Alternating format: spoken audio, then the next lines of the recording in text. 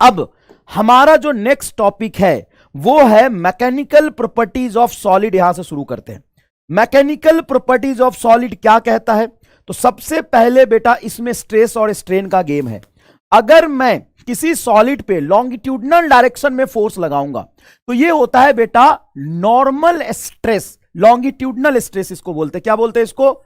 Longitudinal stress बोलते हैं इसको, या इसको हम बोलते हैं नॉर्मल स्ट्रेस। क्या बोलते हैं इसको हम? नॉर्मल स्ट्रेस, जो होता है फोर्स अपॉन एरिया। जब एरिया वेक्टर के अलोंग फोर्स लग रहा होता है, सरफेस के परपेंडिकुलर लग रहा हो, तो उसको कहते हैं हम नॉर्मल स्ट्रेस। ठीक है।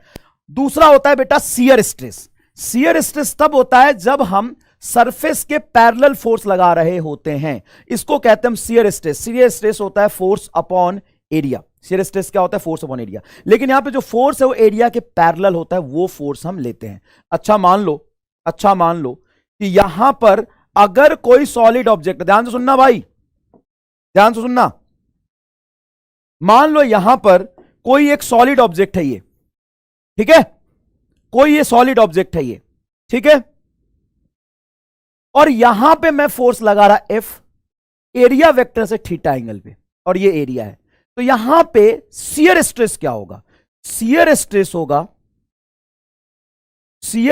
होगा जिसको हम टेंजेंशियल स्ट्रेस भी बोलते हैं, वो होगा एफ साइन थीटा बाई ए। हाँ है ना। और नॉर्मल स्ट्रेस क्या होगा?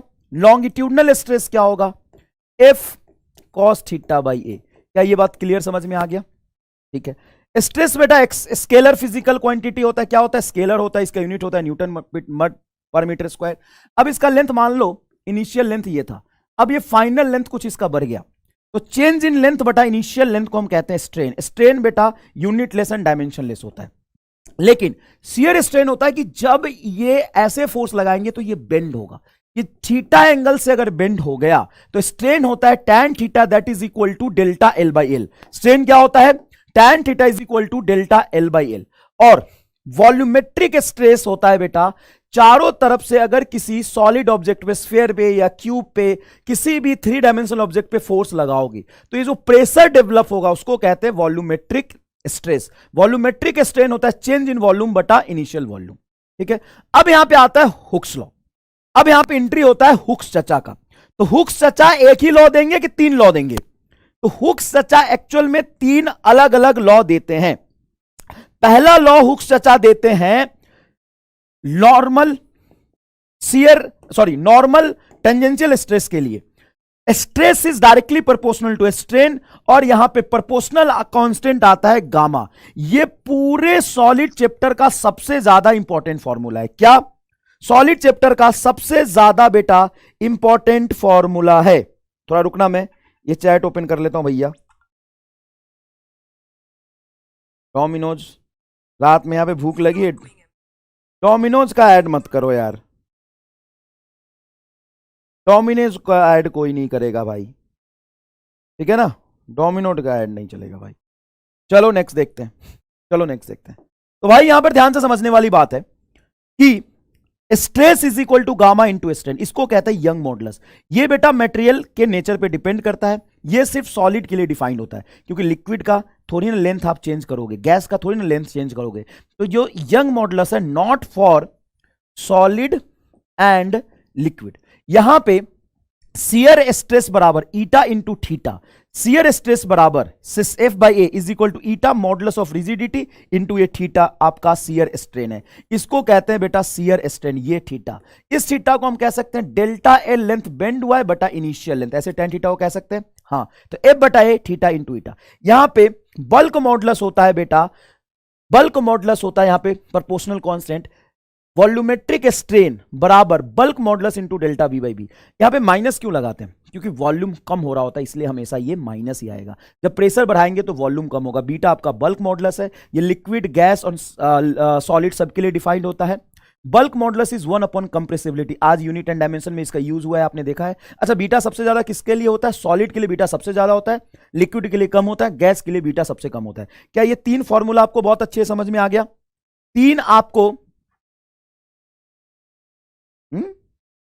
प्रिंटिंग मिस्टेक है, कहां पे? ओनली फॉर सॉलिड, हाँ सही है, ओनली, अच्छा अच्छा अच्छा अच्छा, not for liquid and gas, I am sorry, not for liquid and gas, ये लिक्विड एंड गैस के लिए नहीं होता, क्लियर है भाई, ये लिक्विड एंड गैस के लिए नहीं होता है, क्लियर है भाई। आगे देखो, आगे सवाल बहुत जोरदार, which of the flowing quantity does not have the unit of force per unit area. तो स्ट्रेस का यूनिट फोर्स ऑन एरिया होता है, स्ट्रेन का नहीं होता, यंग मॉडुलस का होता है, प्रेशर का भी होता है। तो आपका सही आंसर चला जाएगा 2, क्योंकि 2 strain unit less and dimension less होता है। सही बात है यार, कोई बात नहीं। यहां पर देखिएगा ध्यान से, जब आप टेम्परेचर बढ़ाओगे तो यंग मॉडुलस जो होता है inversely proportional to, sorry, Young modulus होता है वो इनवर्सली प्रोपोर्शनल टू टेम्परेचर होता है। टेम्परेचर बढ़ाने से यंग मॉडुलस की वैल्यू क्या होती है, घटती है। दूसरी बात, अगर हम यहां पर देखें तो stress is equal to gamma into strain, यही फॉर्मूला था। हाँ, स्ट्रेस इज इक्वल टू हमने लिखा F by A is equal to gamma delta L by L, यही फॉर्मूला था। हाँ सर, अगर मैं स्ट्रेस को वाई एक्सिस पर रखूं, ध्यान से देखना, स्ट्रेस को वाई एक्सिस पर रखूं और स्ट्रेन को एक्स एक्सिस पे रखूं, तो इस ग्राफ का स्लोप क्या बताएगा, स्ट्रेस बाय स्ट्रेन बताएगा। और यहां पे देखो, स्ट्रेस बाय स्ट्रेन क्या होता है, यंग मॉडुलस, क्या होता है, यंग मॉडुलस। अब यहां पे एक बात और ध्यान देने वाली बात है कि अगर स्ट्रेन को मैं वाई एक्सिस पे रखता हूं और स्ट्रेस को मैं एक्स एक्सिस पे रखता हूं, तो इस ग्राफ का स्लोप क्या बताएगा, इस ग्राफ का स्लोप बताएगा 1 अपॉन यंग मॉडुलस। क्या भैया ये बात क्लियर है, क्या ये बात क्लियर है? फटाफट में कमेंट बॉक्स में आग लगा के बता दीजिए, क्या ये बात क्लियर है? अगर स्ट्रेस बाय स्ट्रेन हो तो स्लोप गामा होगा, अगर स्ट्रेन बाय स्ट्रेस हो तो स्लोप 1 अपॉन गामा होगा। क्या ये बात क्लियर है? ओके। और Young modulus inversely proportional to temperature होता है। अगला सवाल है, सवाल था ना यहां पे एक, वो अपन कर लेते हैं, थोड़ा ये समझ लेते हैं। Gamma eta and beta does not depends upon stress and strain. हाँ, ये मटेरियल की प्रॉपर्टी होती है। Value of gamma eta and beta is infinite for perfectly elastic body. Perfectly elastic body के लिए इन तीनों कोफिशिएंट ऑफ इलास्टिसिटी की value infinite होती है। Gamma and eta is not for fluid, सही बात है, गामा और ईटा फ्लूइड के लिए नहीं होता है। बीटा सब के लिए होता है, बीटा सब के लिए होता है। क्या ये बात आपको याद है, क्या ये बात आपको याद है? चलिए, ये रहा आपका सवाल। ऊपर स्ट्रेन, नीचे स्ट्रेस, किसी एक सॉलिड का T1 टेम्परेचर पे ये ग्राफ है, T2 टेम्परेचर पे ये ग्राफ है, तो कौन सा टेम्परेचर हायर होगा ये पूछा है। आराम से कूल होकर सवाल करना, मजा आ जाएगा। आइडियल इलास्टिक बॉडी के लिए इनफाइनाइट होता है, बिल्कुल सही है। If stress versus strain graph, देखो यहां पर स्ट्रेन y में है, स्ट्रेस x में है। Plot for the metal of a 2 different material T1 and T2, then temperature की वैल्यू पूछा है आपसे।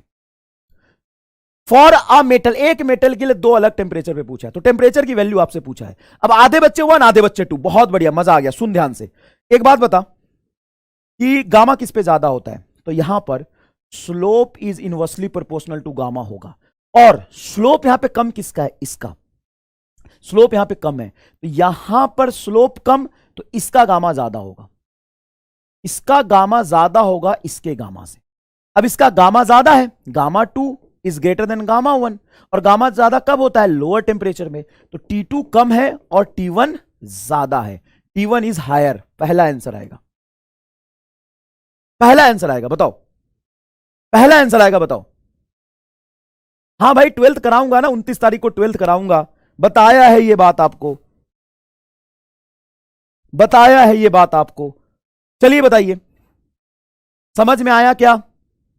पहला आंसर होगा, समझ में आया क्या? नेक्स्ट देखिए, फटाफट फटाफट फटाफट फटाफट चलिए। Incorrect statement for the bulk modulus of elasticity, bulk modulus of elasticity के लिए गलत बताइए। It is defined for solid, liquid and gas, सही है, ये भी सही है। Bulk modulus of the gas is different for different process, ये भी सही है। Almost for all material the bulk modulus increases with rise in temperature, ये गलत है। सभी मटेरियल के लिए बल्क मॉडुलस टेम्परेचर बढ़ाने में बढ़े ये जरूरी नहीं है, तो आपका आंसर चला जाएगा 4। वैसे भी बेस्ट पॉसिबल आंसर आप देने की कोशिश करेंगे, तो ध्यान से सुनिए। ये बल्क मॉडुलस सभी के लिए डिफाइंड होता है, हाँ, सॉलिड का ज्यादा होता है लिक्विड से, लिक्विड का ज्यादा होता है गैस का, ये भी सही। Bulk modulus different for different process, देखो गैस का जो बल्क मॉडुलस होता है डिफरेंट प्रोसेस के लिए डिफरेंट आता है, तो इसका तीनों तो सही है, तो गलत यहां पे चौथा जाएगा। नेक्स्ट देखिए, 100 metre long wire having cross section area इतना, तो 100 मीटर की एक वायर है जिसकी क्रॉस सेक्शन एरिया इतना है, यंग मॉडुलस बेटा इतना है, सब्जेक्टेड टू द लोड इतना, उस पर फोर्स लगाया 250 newton, then elongation in the wire will be. देखो बेटा, जेई मेन 2023 का सवाल है, मैं चाहता हूं इसको आप खुद करें, मैं चाहता हूं इसको आप खुद करें। जो भी सवाल का डेटा दिया हुआ है, जो भी सवाल का डेटा दिया हुआ है, उसको इंटरप्रेट करके बताओ फॉर्मूला कौन सा लगेगा।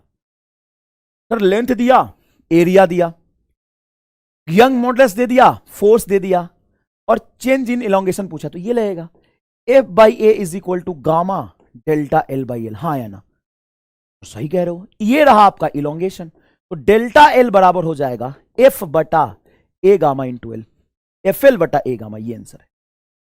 बताओ हाँ या ना? बताओ हाँ या ना? सही है। अब इससे आंसर क्या चला जाएगा भाई? फोर्स 250 न्यूटन दिया हुआ है, 250, लेंथ दिया हुआ है 100 मीटर, एरिया आपका दिया हुआ है 6.25 इंटू 10 टू दी पावर -4, और यंग मॉडुलस आपका दिया हुआ है 10 का पावर 10। रख के आंसर निकाल लो, पावर ही देख लो, पता चल जाएगा। तो देखो 10 का पावर -4 और 10 का पावर 10, 10 का पावर 6 आएगा ये। और ऊपर देखोगे तो अगर मैं यहां पे डॉट ले लूं तो 10 का पावर 3 और 10 का पावर 6, तो 10 का पावर -3, तो ये आ जाएगा 25 divided by 6.25 into 10 to the power -3। अब 6.25 को 25 से कैंसिल करोगे तो 6 चौका 24, चौथा आंसर। ओ भाई साहब क्या जोरदार है, 6.25 4 मरतबे कट जाएगा, तो 4 इंटू 10 टू दी पावर -3। अब मुझे यह बताओ, हर बार नीट में या जेई मेन में ऐसा देखा गया है कि इस फॉर्मूले पे तो डायरेक्ट सवाल पूछते ही पूछते हैं, इस फॉर्मूले पे तो एक डायरेक्ट सवाल पूछते ही पूछते हैं। बताओ समझ में आया क्या? नेक्स्ट देखो भाई, force required to stretch the steel wire of a cross section इतना to 1.1 times of its length would be, force required to, तो फोर्स बटा area is equal to gamma delta L by L. अब बोला 1.1 times उसके length को हमने stretch कर दिया, तो चेंज इन लेंथ हो गया 0.01। अरे भाई देखो, इनिशियल लेंथ अगर तुम मानते हो एल नॉट, तो फाइनल लेंथ क्या हो जाएगा? 1.1 टाइम्स ऑफ एल नॉट। तो मुझे बताओ चेंज इन लेंथ क्या आ गया? 0.1 एल नॉट। तो चेंज इन लेंथ आ गया 0.1 एल नॉट, इनिशियल लेंथ है L naught into gamma is equal to F by A. आपसे फोर्स पूछा है तो एफ इज इक्वल टू हो जाएगा ए, ये कट गया 0.1 गामा, खत्म। हाँ, ए मल्टीप्लाई 0.1 गामा। एरिया बोलो, 10 टू दी पावर -4 सेंटीमीटर, तो मीटर स्क्वायर में चेंज करोगे 0.1, गामा की value 2 into 10 to the power 11, 2 into 10 to the power 11, तो ये हो जाएगा 0.2 इंटू 4 काटोगे तो 10 का पावर +7, ये हो जाएगा 2 into 10 to the power 6, 2 into 10 to the power 6। पहला आंसर आ गया। बताओ क्या डायरेक्ट फॉर्मूला पूछा जाता है? यह कर्नाटका नीट 2013 का सवाल है। क्या? एक स्टील वायर है, वहां पे 2m मास लगा है, ये कॉपर वायर है, यहां पे 5m मास लगा है, दोनों में इलोंगेशन का रेशियो पूछा है। देखो, if the ratio of diameter length and Young modulus of the steel copper wire in the shown in figure is P, Q and S। Ratio of diameter है P, दोनों वायर का ratio of diameter है P, ratio of length है Q, Young modulus का ratio S, then the corresponding ratio of increase in length will be. तो इसका increase in length क्या लिखोगे? तो कॉपर का इंक्रीज इन लेंथ, सबसे पहले वायर किसके बारे में बात किया है? Copper wire, steel wire and copper wire. तो सबसे पहले स्टील के बारे में बात करेंगे। तो चेंज इन लेंथ देखो यहां से, F by A is equal to gamma delta L by L होता है। हाँ, तो change in length delta L बराबर हो जाएगा एफ एल बटा ए गामा। क्या ये बात मानते हो? हाँ सर। अब अगर तुम पहले स्टील की बात करो तो स्टील में जो इलोंगेशन होगा वो आएगा बेटा, स्टील पर फोर्स कितना लग रहा, इस वायर पे 2m और 5m, तो यहां पे 7m टेंशन होगा, तो फोर्स यहां पे आ गया तुम्हारा 7mg multiply length of the steel wire divided by area बटा gamma divided by change in length of copper is equal to, copper में नीचे फोर्स लग रहा है सिर्फ 5mg, तो ये होगा 5mg length of copper area of copper into gamma of copper. mg से mg कटेगा, ऊपर आ जाएगा 7, नीचे आ जाएगा 5। तो पहली बात 7/5 के टर्म्स में आंसर होना चाहिए। तो 3 ऑप्शन में है, इसमें 7/5, तो ये गलत है। 7/5, 7/5 ये गलत है। अब यहां पर देखो ध्यान से, सबसे पहले डायमीटर ऑफ द उसका रेशियो दिया है, तो लेंथ डायमीटर के इनवर्सली प्रोपोर्शनल हो जाएगा स्क्वायर के, तो नीचे आ जाएगा डायमीटर, नीचे आ जाएगा पी स्क्वायर। लेंथ के डायरेक्टली प्रोपोर्शनल लेंथ का रेशियो है क्यू, तो ये क्यू, और गामा एस तो एस, 7q बटा 5p² एस, 7q बटा 5p² एस, 7q बटा 5p² एस, दूसरा आंसर आ गया। बेटा आपको समझ में आया क्या ये बात? दूसरा आ गया, दूसरा आ गया। क्या आपको इस पर अगर सवाल पूछा जाएगा तो कर लोगे? देखो जेई मेन 2022 का सवाल है, क्या bulk modulus of the liquid is इतना, बल्क मॉडुलस इतना दिया है, then percentage the pressure required to reduce the volume इतना। देखो रिड्यूस द वॉल्यूम मतलब delta V by V is equal to -2% है, परसेंट हटाओगे तो 100 आ गया, तो डेल्टा वी बाई वी दिया, और तुमको बल्क मॉडुलस की वैल्यू दे दी, प्रेशर पूछा है, तो प्रेशर स्ट्रेस बराबर क्या था, स्ट्रेस बराबर bulk modulus into delta V by V, और तुमसे प्रेशर पूछा है तो डेल्टा पी बराबर बीटा की वैल्यू होगी 3 into 10⁻11 multiply delta V by V हो जाएगा 2/100, तो 2 मल्टीप्लाई 3 6 और 10 का पावर 9, 6 इंटू 10⁻9, 6 इंटू 10⁸, कुछ गलत किया क्या? 10 नीचे 100, 1 मिनट, न्यूटन मीटर स्क्वायर 2%, तो 3 इंटू 10⁻10 है। अच्छा 10⁻10 है ना भाई, तो 10 का पावर 2 कटेगा तो 10 का पावर 8 आएगा, 6 इंटू 10⁸, देखो 6 इंटू 10⁸। बेटा क्या तुम ये जो हुक्स लॉ के सवाल आते हैं, क्या उस पर सवाल तुम बहुत आसानी से कर लोगे? हुक्स लॉ पर सवाल कर लोगे कि नहीं कर लोगे ये बताओ? हुक्स लॉ पर सवाल कर लोगे कि नहीं कर लोगे ये बताओ? क्लियर है क्या?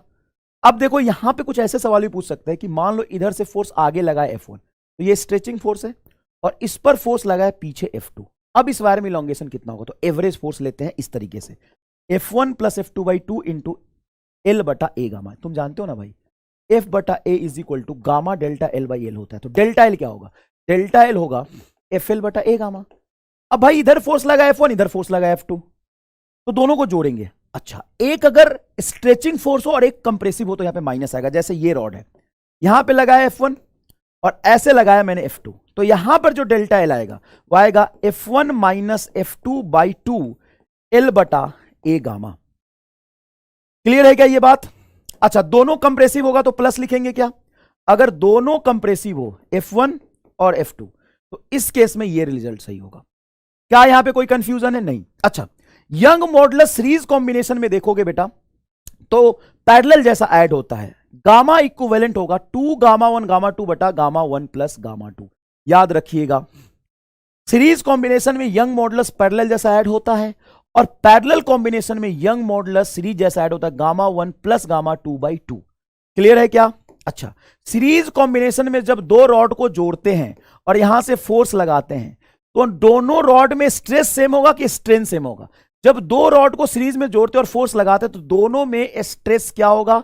सेम आएगा, और दोनों में स्ट्रेन क्या होगा? डिफरेंट आएगा। क्यों भाई? क्योंकि देखो मासलेस रॉड है, फोर्स से खींचोगे तो यहां पे स्ट्रेस F/A, यहां पे भी स्ट्रेस F/A आएगा। अगर आप दो रॉड को पैरेलल में जोड़ते हो, यहां से फिक्स कर देते हो, तो दोनों में आपका स्ट्रेन सेम आएगा, स्ट्रेस अलग होगा। दोनों में क्या सेम आएगा? तो स्ट्रेस डिफरेंट होगा, और दोनों में स्ट्रेन क्या होगा बेटा? सेम आएगा। अगर ये समझ में आ गया तो कमेंट बॉक्स में एक बार आग लगा दीजिए, क्योंकि अगला सवाल इसी पर बेस्ड है। क्या? Copper wire of steel wire same diameter length are connected end to end, मतलब सीरीज में force applied, then stretch their combined length is 1 centimetre, then they will have, तो दोनों में क्या सेम होगा?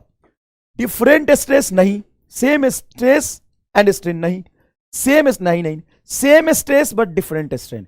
भाई ऐसा सवाल पूछता है तो तुम्हें यहां से दो चीजें सीखने की जरूरत है कि सीरीज में गामा, पैरेलल में गामा, और सीरीज में और पैरेलल में स्ट्रेन और स्ट्रेन की बातें। दूसरी बात, अभी हम बात रहे थे कि बल्क मॉडुलस की जो वैल्यू होती है वो थर्मोडायनेमिक प्रोसेस पर डिपेंड करता है।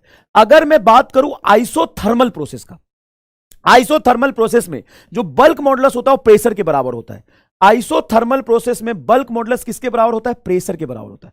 आइसोकोरिक प्रोसेस में बल्क मॉडुलस इनफाइनाइट होता है। क्यों? क्योंकि बल्क मॉडुलस आता है delta P divided by delta V by V. अब मैं कह रहा हूं कि आइसोकोरिक प्रोसेस है मतलब वॉल्यूम कांस्टेंट, तो डेल्टा भी जीरो, यहां पे डेल्टा भी जीरो रखोगे तो बी क्या आ जाएगा?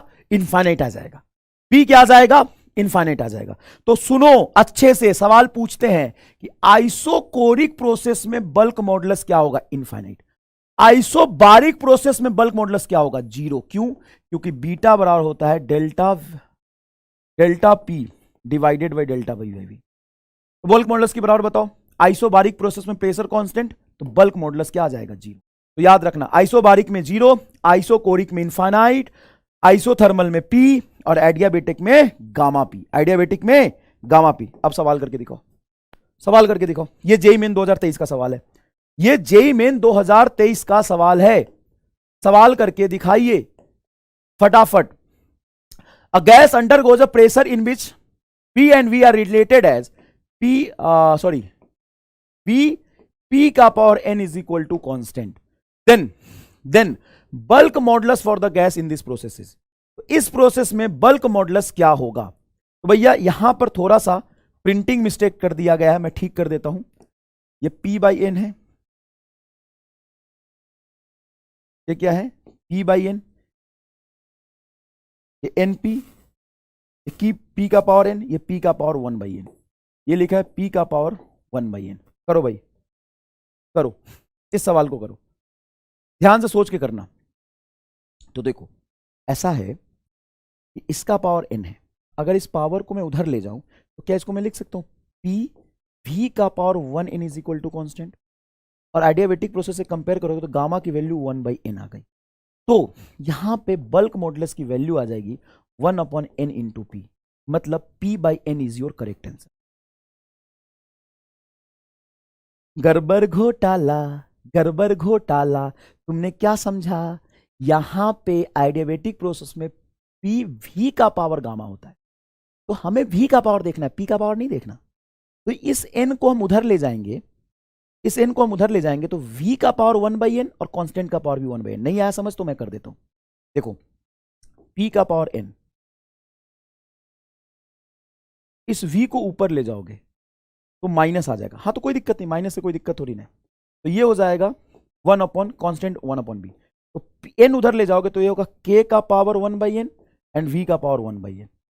इसको यहां लाओ फिर, तो P V का power 1 by N is equal to constant, constant का पावर n कॉन्स्टेंट ही होगा। अब यहां पे गामा देखो क्या होगा, गामा 1 अपॉन एन है, तो ये P बाई एन आएगा bulk modulus.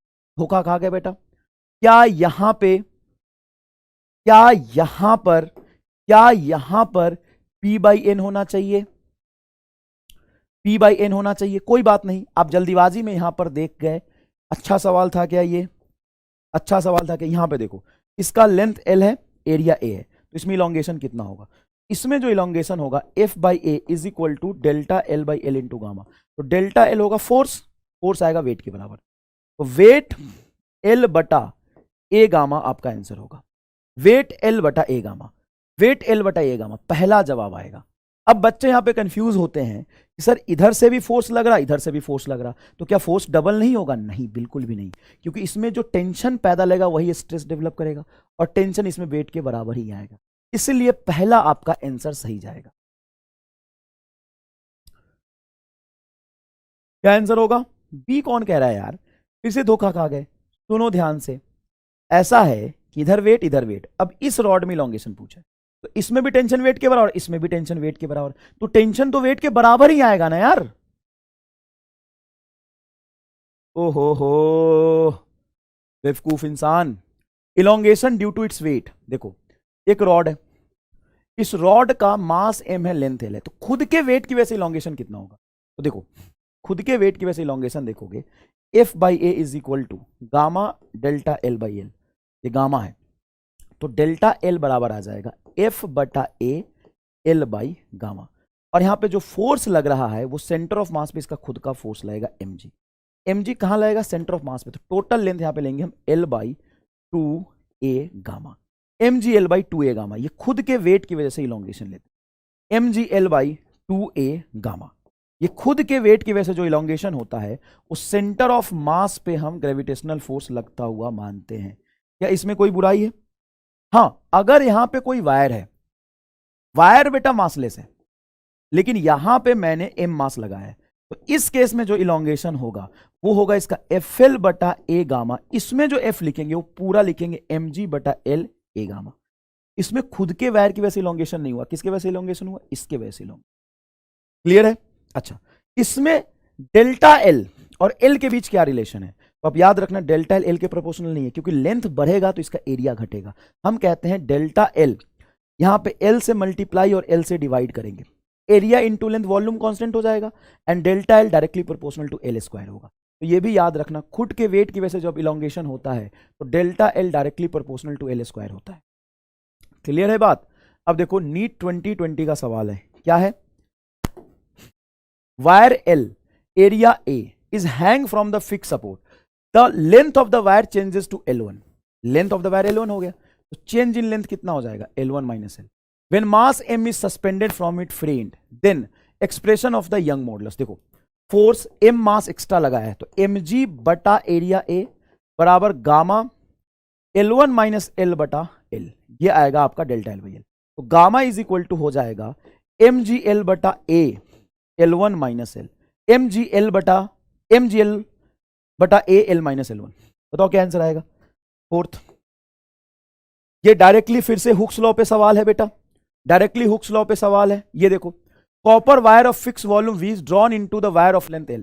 When this wire is subjected to the constant force F, then extension produced in the wire is delta L. तो याद रखिएगा delta L is directly proportional to L square. Then beach of the flowing graph is a straight line, तो यहां पे कौन सा graph straight line होगा? Delta और एल का ग्राफ तो पैराबोला होगा, लेकिन डेल्टा एल और एल स्क्वायर को प्लॉट करोगे तो स्ट्रेट लाइन होगा। तो डेल्टा एल और एल स्क्वायर का ग्राफ कैसा होगा? Straight line. यहां पे जवाब क्या जाएगा आपका? दूसरा। क्लियर है? पॉइजन रेशियो याद रखिएगा, पॉइजन रेशियो होता है lateral strain delta R by R बटा longitudinal strain delta L by L. ये होता है बेटा पॉइजन रेशियो। पॉइजन रेशियो की वैल्यू 0.5 या उससे छोटी ही होती है, 0.5 से बड़ी नहीं हो सकती, याद रखिएगा 0.5 से बड़ी नहीं हो सकती। The Poisson ratio of the value is, Poisson ratio मैंने क्या बोला? 0.5 से छोटी होती, तो 4 आंसर आएगा। 0.5 से बड़ा पॉइजन रेशियो नहीं हो सकता। ये बहुत इंपॉर्टेंट इंफॉर्मेशन है। ग्राफ की जब आप बात करेंगे तो याद रखिएगा बेटा, O से A को हम कहते हैं प्रोपोर्शनल लिमिट। यहां पे हुक्स लॉ वैलिड होता है, यहां तक फोर्स कंजर्वेटिव होता है और यहां तक शेप कंप्लीटली रिगेन होता है। इसके बाद के रीजन को हम कहते हैं इलास्टिक लिमिट। O से B तक पूरा देखोगे तो ये इलास्टिक लिमिट है। ये स्ट्रेट लाइन ग्राफ नहीं है, थोड़ा कर्व हो गया, मतलब यहां पे हुक्स लॉ वैलिड नहीं है, Hooke's law is not valid. देखो Hooke's law is not valid, यहां तक शेप कंप्लीटली रिगेन होता है, इसलिए हम फोर्स को कंजर्वेटिव कहते हैं। उसके बाद होता है प्लास्टिक रीजन, उसके बाद शेप कंप्लीटली रिगेन नहीं होता है। इसका लेंथ जितना बड़ा होगा पार्टिकल जो सॉलिड होगा वो डक्टाइल होगा, और इसका लेंथ जितना छोटा होगा पार्टिकल ब्रिटल होगा। ब्रिटल मतलब जल्दी टूट जाना, और सीडी लार्ज लेंथ होगा तो ये डक्टाइल होगा। क्या ये बातें याद है? नेक्स्ट, उड़ीसा नीट 2019 का सवाल है। A stress strain curve are drawn for the two different material X and Y. It is observed that the unlimited strength point and fractional point are close to each other. मतलब close to each other X है, तो X हो गया तुम्हारा brittle, but far apart for Y, Y हो गया ductile. X हो गया ब्रिटल और Y हो गया डक्टाइल। इसको कहते हैं फ्रैक्चुअल पॉइंट ना, जहां टूट जाएगा, इसको कहते हैं फ्रैक्चुअल पॉइंट।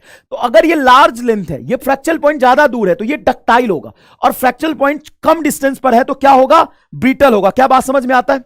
ये सवाल देखिए, स्ट्रेस वर्सेस स्ट्रेन ग्राफ है, जिसका स्लोप ज्यादा होगा उसका गामा ज्यादा होगा, और जो ज्यादा लेंथ तक होगा वो ज्यादा डक्टाइल होगा। Material A has less brittle and less elastic as compare to B. नहीं, लेस ब्रिटल कहां है? ये तो ब्रिटल है ना, तो ज्यादा ब्रिटल है ना, इसका लेंथ छोटा है। Material A is more ductile, हाँ A is more ductile and less elastic as compare to B. नहीं, इलास्टिक ज्यादा है क्योंकि ए का यंग मॉडुलस ज्यादा है। Material A is less brittle and more elastic than B. Less brittle तो कह सकते हैं, ज्यादा डक्टाइल है मतलब ब्रिटल कम है। मेरे हिसाब से थर्ड ऑप्शन जाएगा। तुम बताओ भैया क्या कहते हो? Material B is more brittle, नहीं बी इज मोर डक्टाइल। देखो लेंथ बड़ा है तो डक्टाइल ज्यादा है तो ब्रिटल कम होगा, तो लेस ब्रिटल तो सही कह रहा है A, and more elastic than B, तो ए का इलास्टिसिटी भी ज्यादा है। क्या थर्ड सही बैठ रहा है क्या? नहीं, थर्ड सही बैठ रहा है।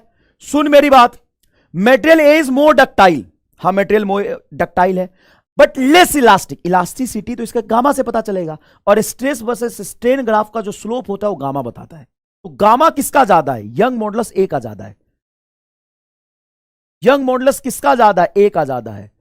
तो यंग मॉडुलस जिसका ज्यादा होगा वो ज्यादा इलास्टिक होगा, हाँ या ना? ठीक है। पोटेंशियल एनर्जी स्टोर होता है बेटा, याद रखिएगा, एनर्जी जो स्टोर होता है वो हाफ एफ डेल्टा एल होता है, ये एनर्जी है। लेकिन potential energy per unit volume देखोगे तो half strain is to strain, ये पोटेंशियल एनर्जी नहीं है, potential energy per unit volume है। Half strain is to strain या हाफ स्ट्रेस का होल स्क्वायर बटा गामा, क्योंकि स्ट्रेस का डायमेंशन प्रेशर के बराबर होता है, प्रेशर का होल स्क्वायर है, जबकि एनर्जी डेंसिटी भी प्रेशर है। तो प्रेशर का होल स्क्वायर तो नीचे गामा से डिवाइड कर दिया, लेकिन स्ट्रेन का होल स्क्वायर तो डायमेंशन लेस है, तो गामा यहां पे प्रेशर का डायमेंशन देगा, ये प्रेशर आ गया। तो याद रखिएगा। अच्छा, कितने लोगों को ये जोरदार तरीके से डायमेंशन के खेल से याद है कि पोटेंशियल एनर्जी होता है हाफ स्ट्रेस इंटू स्ट्रेन? हाँ सर होता है। अगर मैं स्ट्रेन का मल्टीप्लाई स्क्वायर कर दूंगा तो यहां पर गामा मल्टीप्लाई होगा, और अगर मैं स्ट्रेस का होल स्क्वायर कर दूंगा तो गामा डिवाइड होगा। ये बात पता है क्या? ये बात पता है क्या? ये बात पता है क्या? अब यहां पर देखिए ध्यान से, याद रखिएगा, एनर्जी पूछ रहा कि एनर्जी डेंसिटी पूछ रहा? एनर्जी होता है half F delta L. Sir energy stress strain के टर्म्स में क्या होगा? तो एनर्जी होगा half stress multiply strain into volume, ये एनर्जी होगा। ये एनर्जी डेंसिटी है, उसको वॉल्यूम से मल्टीप्लाई कर दो, टोटल एनर्जी आएगा। तो सवाल पढ़ के ध्यान देना कि आपसे क्या पूछ रहा है, एनर्जी की एनर्जी डेंसिटी पूछ रहा है।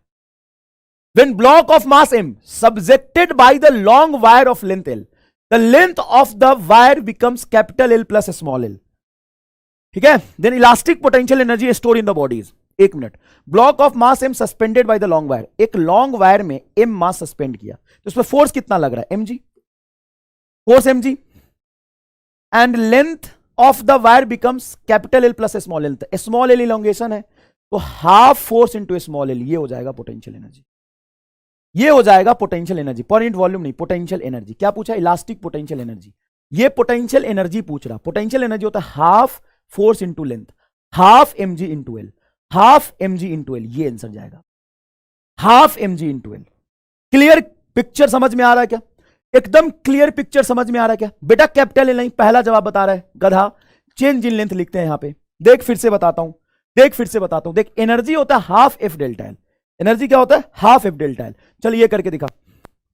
5 metre long wire fix at the ceiling, a weight of 10 kg hung at the lower end 1 meter above the floor, the wire was elongated by 1 mm, then energy stored in the wire is, ओ हो half, wait इतना KG hang किया है तो mg into 1 mm, ये answer आ गया, ये answer आ गया भाई, भाई ये आंसर आ गया, आंसर आ गया भाई। तो लास्ट में डी चेक कर लो, कर लेते हैं, डी तो लगा है, इससे पहले चेक करूं? इससे पहले तो सवाल ही नहीं है।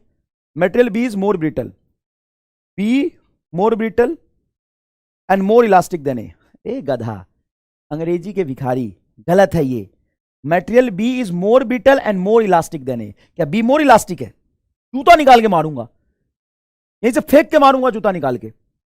चलो ये सवाल देखो, ये सवाल देखो, if E is the energy stored per unit volume in the wire having Young modulus of the material is Y, then stress applied is, ये करके दिखाओ फटाफट, सोचो क्या दिया हुआ है। E is the energy stored per unit volume, तो ये energy stored per unit volume दिया हुआ है,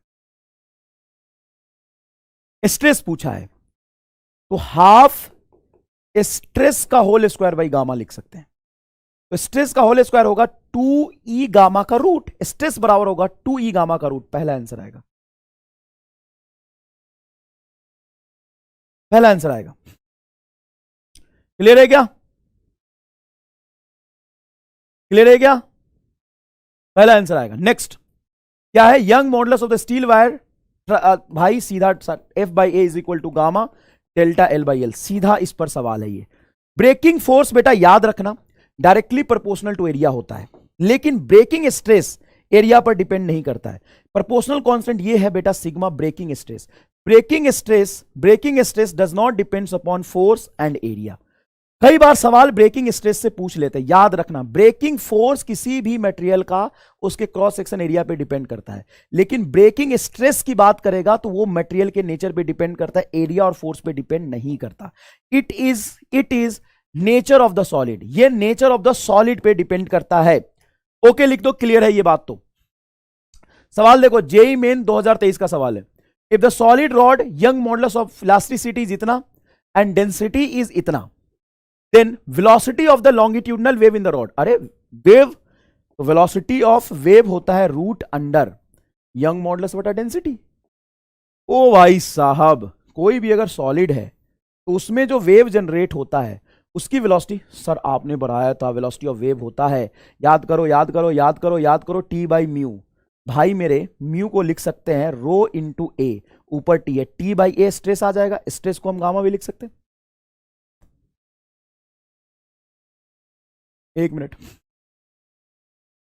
Young modulus of the elasticity is इतना, then velocity of the longitudinal wave in the rod. अच्छा लॉन्गिट्यूडनल वेव है ना, तो लॉन्गिट्यूडनल वेव तो यही आएगा, गामा बाई रो। हम मैं ट्रांसवर्स वेव की वेलोसिटी देख रहा था। देखो बेटा, दो वेव स्ट्रिंग में डेवलप होते हैं, एक ट्रांसवर्स एक लॉन्गिट्यूडनल। लॉन्गिट्यूडनल वेव की वेलोसिटी होती है root gamma by rho, longitudinal wave की वेलोसिटी है रूट गामा बाई रो। ये आएगा formula direct. Next, JEE Main 2022 का सवाल है। If length of the wire is made double and radius is half of its respective value, then Young modulus of the material of the twice. इस फॉर्मूले से करो, F by A is equal to gamma delta L by L. बताओ ये 2022 का सवाल का जवाब क्या होगा? इस सवाल का जवाब बताओ भाई, इस सवाल का जवाब बताओ, इस सवाल का जवाब कोई बताएगा क्या? क्या हो जाएगा भाई? इस सवाल का जवाब बताओ।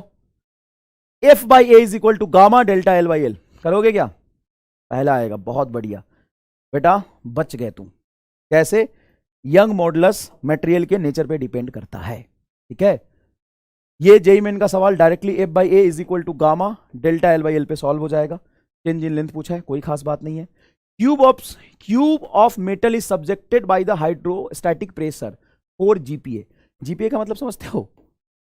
4 into 10 to the power 9 pascal, ये प्रेशर लगा है। The percentage change in length of the side of the cube is close to given modulus of the metal is इतना। Bulk modulus of the metal दिया हुआ है 8 into 10 to the power 10 pascal.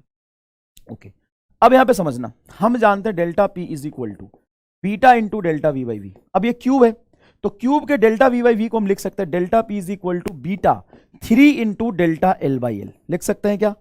हाँ जी, तो delta P is equal to हो जाएगा, delta P is equal to हो जाएगा beta into 3 delta L by L. Clear है क्या ये बात? क्लियर है क्या ये बात? नेक्स्ट देखो, following 4 wire made of the same material, which of them will have largest extension. तो एक्सटेंशन बराबर होता है एफ एल बटा ए गामा, मतलब एल बटा रेडियस का स्क्वायर। तो जिसका रेडियस जितना कम होगा इलोंगेशन उसमें उतना ज्यादा होगा। तो मेरे हिसाब से फर्स्ट आंसर आएगा। देखो तो क्यों? क्योंकि लेंथ है तुम्हारा 6 गुना कम और इससे 6 गुना कम है रेडियस। तो लेंथ 6 गुना कम तो इलोंगेशन 6 गुना कम होगा, रेडियस 6 गुना कम होगा तो इलोंगेशन 12 गुना ज्यादा होगा। फर्स्ट आंसर आएगा, फर्स्ट आंसर आएगा। फॉर्मूले से देख सकते हो बेटा, कोई खास बात नहीं, फॉर्मूले से देख सकते हो। Next, if a rubber ball taken to the depth 2000 metre in a pool, its volume decreases by 0.1%, मतलब डेल्टा वी बाई वी बराबर 0.1 बटा 100। Density of the water is इतना, density of the water is 10 to the power 3, G is 10, then the volume elasticity will be, volume elasticity मतलब bulk modulus of elasticity. तो भाई delta V भी दिया हुआ है, delta P is equal to होगा beta into delta V by V. Delta V by V की value दिया है और प्रेशर हो जाएगा तुम्हारा रो जी एच बराबर beta delta V by V. चलो इसको सॉल्व करो भाई, चलो इसको सॉल्व करो। रो बोलो, रो की वैल्यू 10 to the power 3, जी की वैल्यू 10, एच कितना है 200 मीटर, एच है 200 metre is equal to beta delta by V को लिख सकते हो 1 बटा 1000। यहां से बीटा निकल के आ जाएगा। बताओ कितना हो जाएगा? 10 का पावर 3, 10 का पावर 2, ये हो जाएगा 5, 1 6, 3 9, 10 to the power 9, 2 into 10 to the power 9। ओ भाई ओ भाई, सीधा आंसर आ गया चौथा, सीधा आंसर आ गया चौथा। तो ये है बेटा ऑल अबाउट सॉलिड।